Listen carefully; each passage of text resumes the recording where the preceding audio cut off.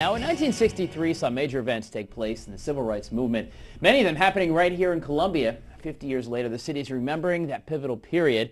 Our Ivory Hecker is live at the Zion Baptist Church, where a press event will serve as a kickoff to a year focused on Columbia's role in the civil rights movement. Good morning, Ivory.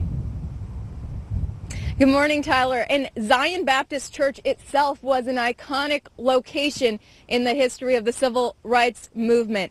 It was a march started right here on the steps of this church that led to a landmark Supreme Court case. It was in December 1963, about 50 years ago, that the then Fox Theater began its desegregation. It was one of 5 theaters in the area that started to allow black people to come to the theater. I'm with Ramon Jackson, historian.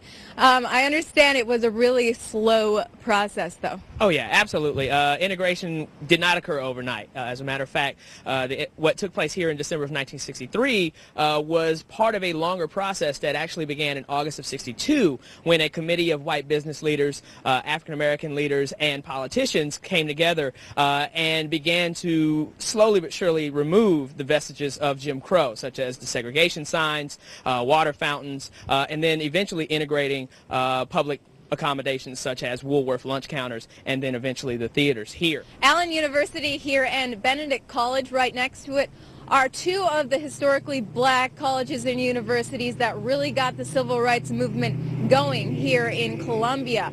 But Ramon Jackson, historian, as you were pointing out, it was a strictly student-led movement. Some of the administrations that at these institutes actually spoke out against it. Yes, that's right. But there were a handful of administrators at the institutions that supported it as well. But it was largely a student movement. And one of the points that I wanted to make about this is that there's an idea that exists involving Columbia's civil rights struggle that it was not violent. Well, I'll preface that. It was not without violence. There was one incident that took place downtown on Main Street near what was a Woolworths. It involved a Benedict College student named Lenny Glover, who participated in the Edwards March earlier in 1961. Well, he was stabbed while participating in a march outside of this Woolworths on Main Street.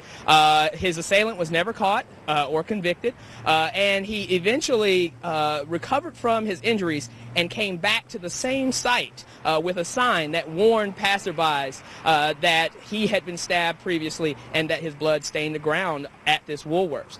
So again, that was one of the more tragic moments and triumphant ones of this particular struggle in our city, but largely Columbia's movement was limited in terms of violence. Wow. So Lenny Glover, that Benedict College student, just one of the students that really led this movement and showed that something needed to change. Now this year, 50 years later, since 1963 when that movement was really getting going, this year we have the Columbia SC 63 project that the city is kicking off today. A press conference later today with Mayor Benjamin. They're going to be talking about how they're going to be looking back on those 50 years since the civil rights movement really got going here in Columbia. Ivory Hecker, WACH FOX News. Tyler. Thank you, Ivory. Great stuff. Interesting stories, too. Wonderful. This is a history-rich tapestry here of our city.